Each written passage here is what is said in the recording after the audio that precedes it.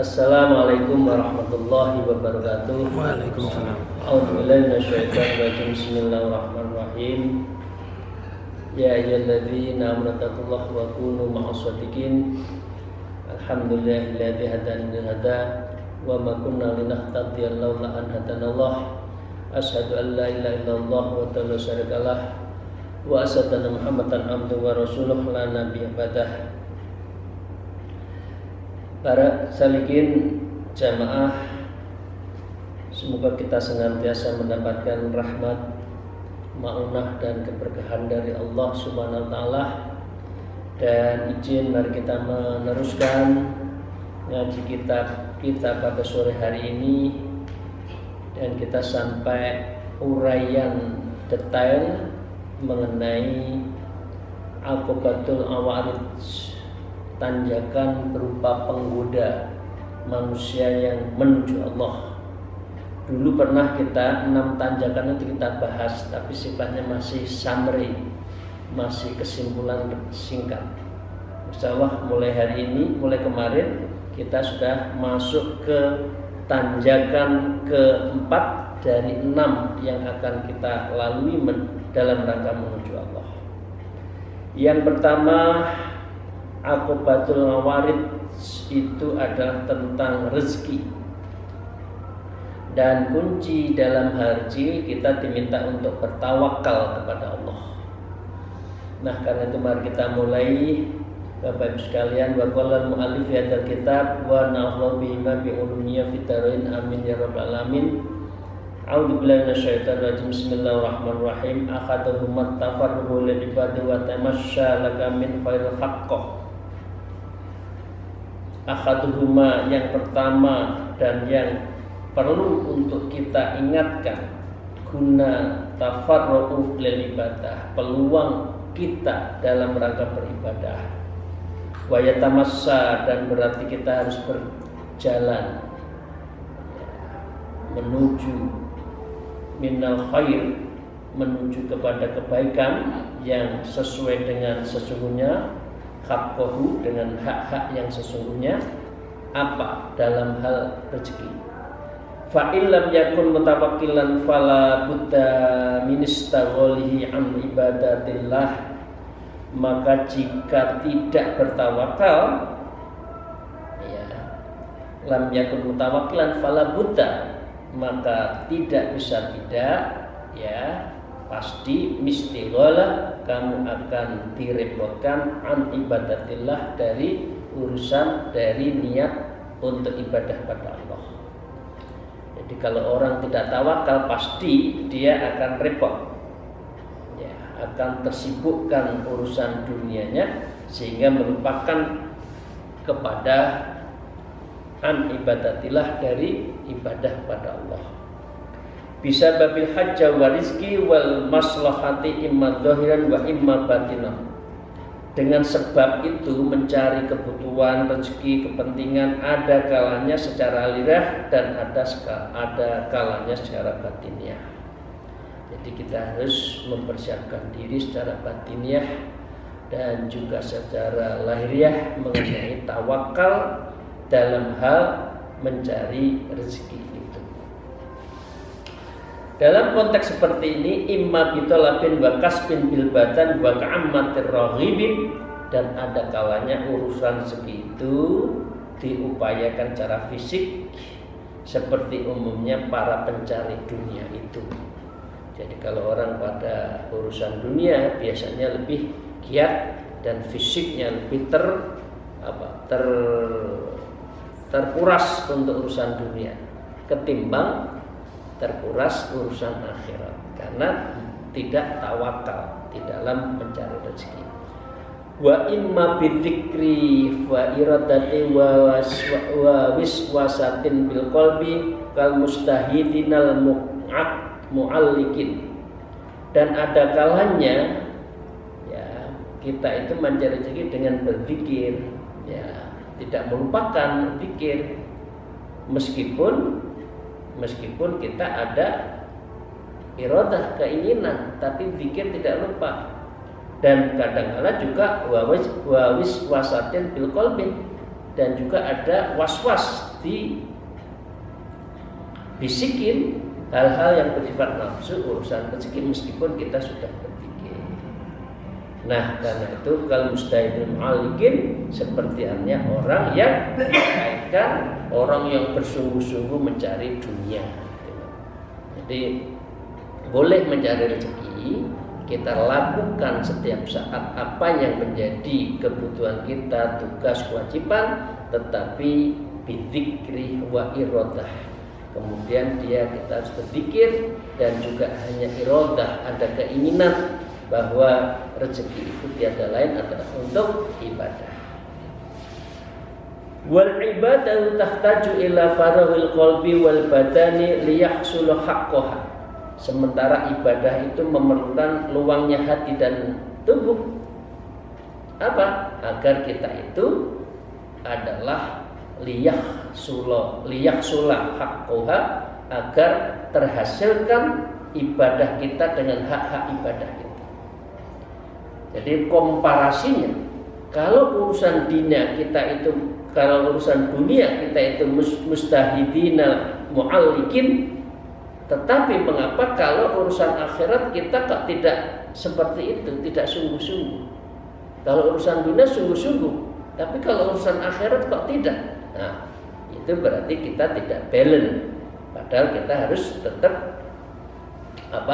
hidup di dunia mencari rezeki, dan itu semua sebagai bekal untuk akhirat. Wal faraghu la yakunu illa lil mutawakkilin, dan kondisi luang tidak akan ada kecuali pada orang-orang yang tawakal. Saya ulang ya, waktu yang khusus untuk akhirat itu sulit dicari, disiapkan, dilakukan, di space ruangnya itu kita khususkan ya. Ilal mutawakkil, kecuali orang tawakal. Kalau orang tawakal ya sudah, wong nyamannya kita sudah ikhtiar, dapatnya sini ya alhamdulillah. Belum ikhtiar lagi. Tapi kalau orang tidak tawakal, gongsonya ya, gongso ngejar dunianya itu juga tidak akan pernah mengenal waktu. Ya Bapak sekalian, bal aqulu kullu man huwa dha'iful qalbi la yakadu yatma'inna qalbuhu illa bisa'in ma'lumin. Kemudian ya, Imam Ghazali mengatakan setiap orang yang lemah hatinya nyaris tidak bisa tenang hatinya kecuali sesuatu yang telah umum diketahui. Artinya rezeki itu kalau di tulul amal, di angan-angan yang panjang sehingga dirinya itu tidak tenang. Artinya dia itu hatinya lemah karena dia tidak memposisikan dalam posisi abdul yang bertawakal segala sesuatunya itu kepada Allah.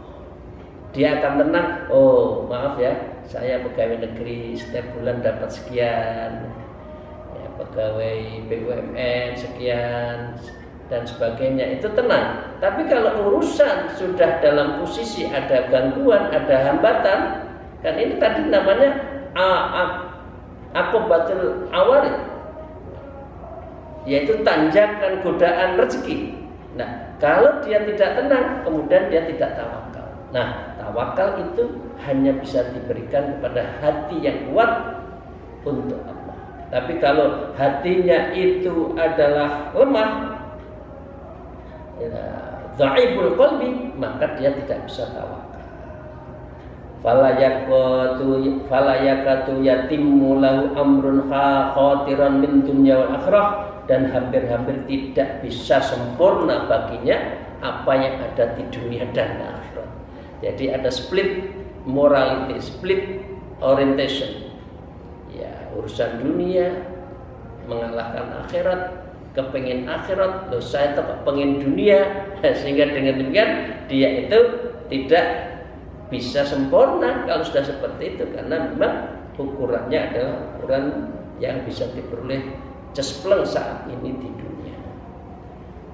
Nah, karena itu seringkali Imam Ghazali juga disampaikan oleh gurunya, dalam ini salah satu gurunya Abi Muhammad, beliau mengatakan innamal amru yatamassa fil alimi li rajulaini mutawakkilun al mutahawwirun. Sejujurnya suatu perkara akan berjalan di alam, dua alam. Satu, orang itu ada rajulain, satu mutawakkilun, orang yang tawakal urusan rezeki, punya alhamdulillah, kurang alhamdulillah, diuji alhamdulillah, terus ikhtiar saja. Dan yang kedua al-mutahawwirun, dan yang kedua itu orang yang sembrono, orang yang kurang hati-hati, karena ngejar dunia nggak dapat, akhirnya akhiratnya juga hilang begitu saja. Tinggal pilih mana, ya tawakal urusan dunia, akhiratnya dapat, atau kita ngejar dunia, akhiratnya belum tentu. Nah, karena itu tentu Bapak Ibu sekalian, sahabat saya, kita ingin di dunia dapat, di akhirat lebih-lebih. Nah, maka dengan ini Bapak Ibu sekalian, wa hadza kalamun jami'un fi ma'na fa innal mutahawwira. Ini merupakan ucapan ringkas, ya, artinya dari dua tadi, orang terbagi dua itu singkat, ya. Pilih mana, tawakal, dunianya cukup, akhiratnya lebih, atau dunia belum tentu dapat, apalagi akhiratnya nggak dapat, tinggal pilih mana. Yaksidul umuruh ala quwwatin adatin wa juz'atil qalbi. Ia bermaksud segala urusan bertumbuh pada kekuatan dan kebiasaan serta keberanian hatinya. Padahal tadi disebutkan kalau dhaiful qalbi, maka dia tidak ada mutawakkilin, tidak akan masuk orang yang takwa.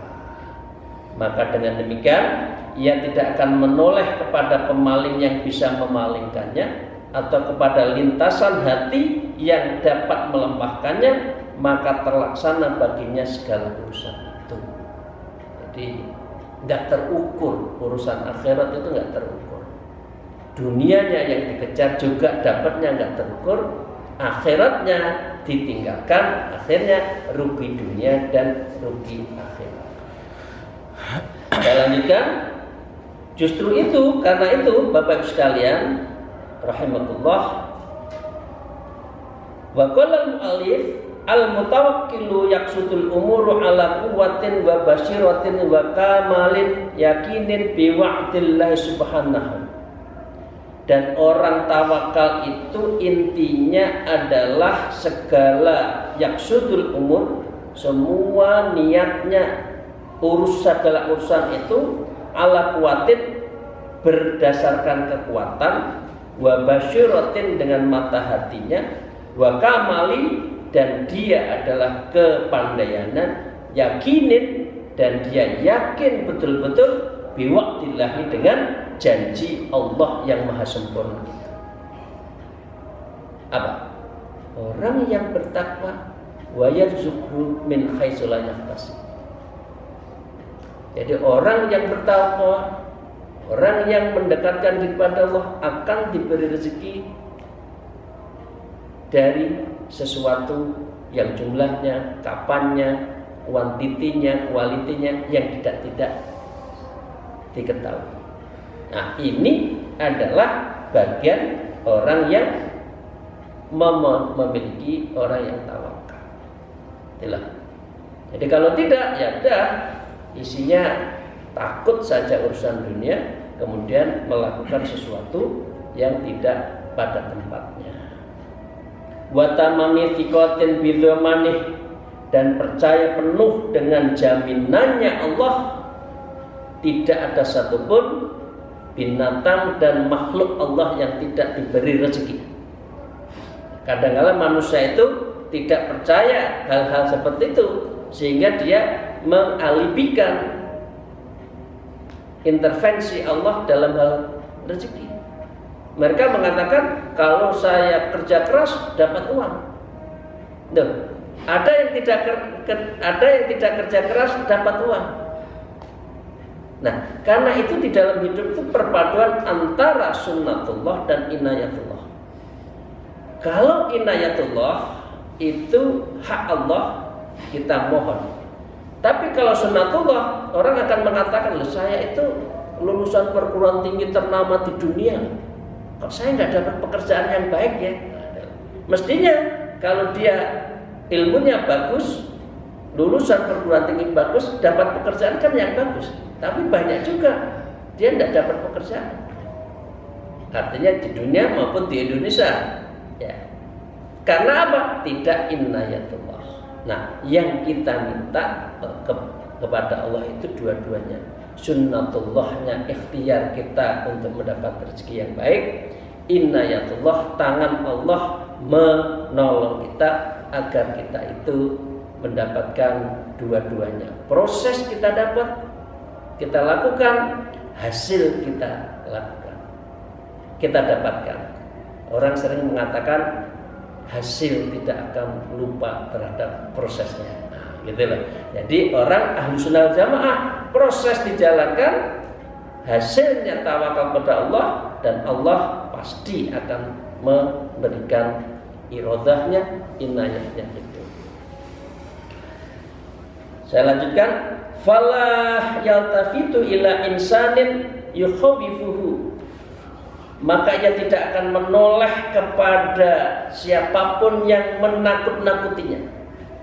Tidak takut kalau sudah orang tawakal, sudah pasrah, serahkan. Fa idza azamta fatawakkal Allah. Kalau sudah bercita-cita, sudah berikhtiar, fatawakkal Allah, kita serahkan kepada Allah. Wala syaitanin yuwaswisu, meskipun setan itu membisikin, ya, fayuwaziu bima qasdi wajad farabima talibihi, maka ia tetap akan sukses dengan tujuannya, dan dia akan wajad farabima talibihi, dan dia akan memetik terhadap matalibi, apa yang dia cari, apa yang dia upayakan.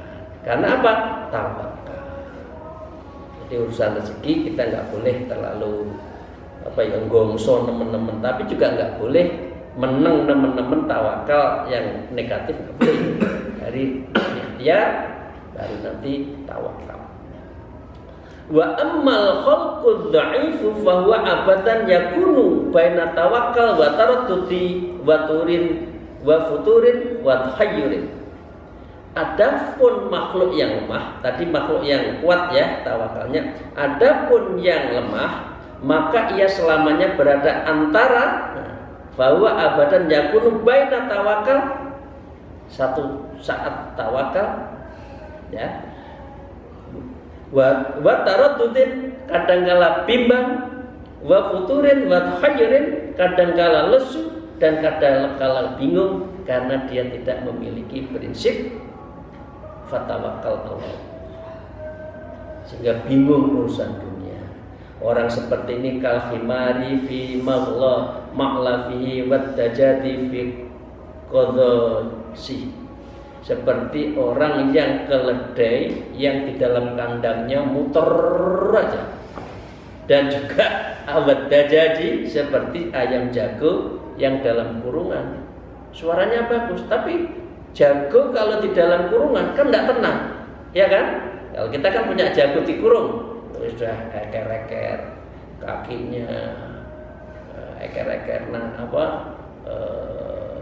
papannya itu, tapi nggak ada makanan kan gitu. Itu contohnya orang yang orang kan tidak tawakal. Greh terus golek dunia, tapi nggak dapat. Karena apa? Tidak tawakal. Itu ibaratnya orang yang tidak tawakal itu seperti keledai di kandangnya muter aja nggak jelas arahnya, atau seperti jago yang di dalam kurungan gretean sendiri tapi nggak dapat makanan kecuali diberi gitu loh. Nah, yarmuku mata'awwada min sahibhi la yakadu yang fakun min dzalik. Ia berpandangan pada suatu yang terbiasa dari pelakunya dan ia hampir tidak bisa melepaskan dari sudut pandangan itu. Kalau nggak dibantu orang, akhirnya akhirnya gantungnya pada manusia, bukan gantung kepada Allah. Ta'alluqnya itu ma'annas, tidak kepada ma'allah dan ilallah, tidak billah fillah, tetapi pada manusia. Itu yang tidak pas. Calonkan qad taqa'adat nafsuhu an ma'alil umuri wa qata'at himmatuhu. Sungguh telah enggan dirinya berbagai masalah tinggi dan lelah, dan telah terputus dari cita-citanya karena tidak pernah tawakal itu. Fala yakadu yaksitu amron sarifan, maka hampir-hampir ia tidak bertujuan kepada sesuatu yang mulia. Putus asa. Putus asanya itu apa yang ada di tenggak, cari tali mestinya untuk naleni apa, untuk nali lehernya. Ini bagian astagfirullah naudzubillah min dzalik, karena dia tidak percaya Allah yang memberi rezeki itu. Akhirnya cita-citanya itu yaksidu amron sarifan, dia tidak memiliki cita-cita yang mulia. Wa in qasadahu fala yakadu yadfaru bihi wala yatimmu lahu dzalik. Dan jika ia bertujuan kepada urusan mulia itu, ya maka hampir-hampir ia tidak dapat meraih tujuan itu, karena dia tidak tawakal dan ia tidak bisa terselesaikan masalah baginya. Wala yatimmu lahu dzalika, dan tidak bisa sempurna apa yang dipetik itu, tidak bisa disempurna karena dia tidak tawakal Allah. Padahal Allah itu aina ma kuntum wa huwa ma'akum aina ma kuntum. Allah bersama kita dimanapun berada. Manusia kok tidak percaya, kok tidak minta pada Allah, mintanya kepada selain Allah. Bisa gunung, bisa kuburan, bisa orang per orang. Nah, ini yang tidak diperkenankan.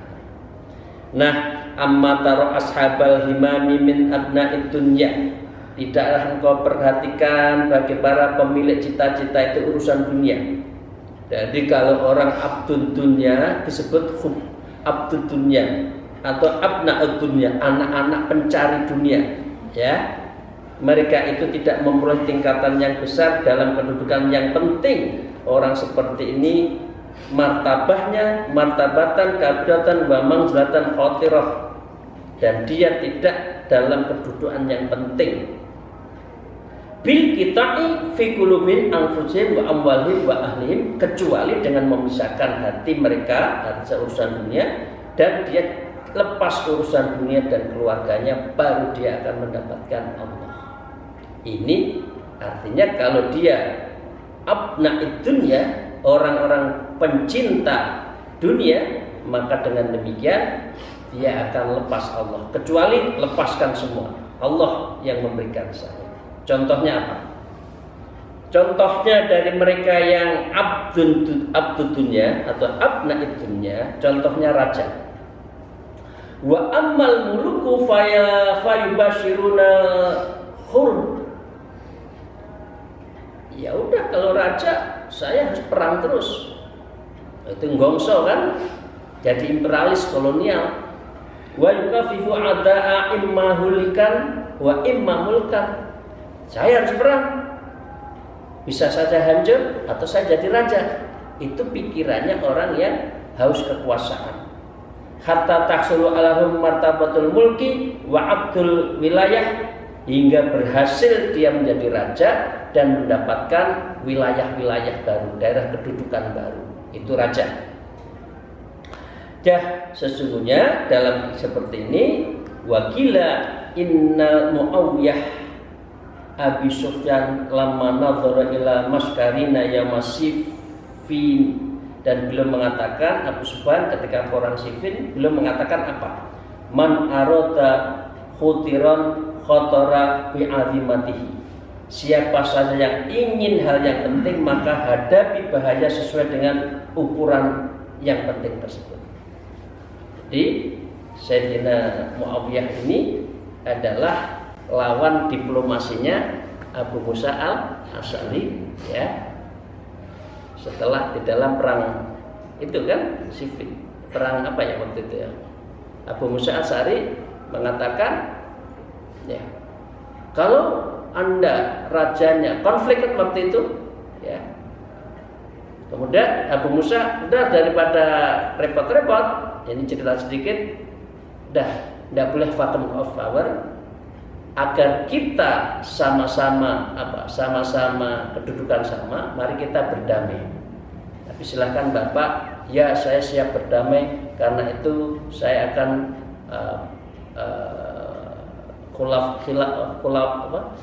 khulafah saya mengundurkan diri. Insya Allah Ali itu apa siapa ya? Maaf nanti kita lihat ya. Kemudian mengundurkan diri. Kemudian Muawiyah mengatakan, ya waktu kemudian tidak boleh Amr bin As ya kalau tidak salah ya. Maaf ya, ini nanti kita lihat cerita ya. Maaf ini. Artinya Muawiyah itu diangkat menjadi khalifah setelah prinsipnya tidak boleh ada kekuasaan yang kosong, vacuum of power. Kemudian Muawiyah diangkat kemudian menjadi khulafa yang saat tertentu mengalahkan dan akhirnya mengalahkan dari Bani Abbasiyah. Ini dulu cerita ya. Nah itu yang kedua, satu urusan perang. Yang kedua, Bapak Ibu sekalian yang saya hormati, contohnya adalah pebisnis. Wa ammat tujar fayarkabunal mahalika barran wa yajran wa yatrahuna anfusahum wa amlahum fil maqati'i syarqan wa gharban. Kalau pebisnis tiada lain dari satu ke tempat satu, selalu ada gamblingnya, di daratan, di laut, ia merantau kemana-mana untuk mendapatkan harta, dan di tempat-tempat terisolir itu pun dia intinya harta. Jadi kalau berdagang karena dia tidak bertawakal, maka ukurannya adalah harta. Dan mereka menambatkan jiwa mereka pada sebuah perkara, yaitu bisa kehilangan nyawa, bisa memperoleh keberuntungan, hingga berhasil mereka dengan semua usahanya, sampai dia hartanya banyak melimpah ruah, dan kumpulan barang besarnya amat berharga, itu jumlahnya tidak karuan. Kira-kira sekarang itu bukan miliarder lagi, tapi orang yang kekayaannya ratusan triliun itu mencari, nggak ada puasnya. Saya pikir itu saja. Besok akan kita lanjutkan lagi tentang contoh-contoh terhadap orang yang tidak dalam posisi tawakal. Jadi dengan demikian tadi pedagang yang kolonial keliling, tapi kalau pedagang pasar wa amasuk alladzi dha'ufa qalbu wa raqu asmuhu fala yakadza yaqta'ul qalba an alaqatihi min nafsi wa malihi. Sedangkan pedagang pasar biasanya lemah hatinya, tipis tekadnya, dan dia hampir tidak bisa memisahkan hatinya dari ketergantungan pada dagangannya itu dan jiwanya serta hartanya. Jadi dengan demikian inilah pentingnya kita perlu untuk mengedepankan tawakal di dalam urusan rezeki. Demikian, terima kasih. Akhirul kalam.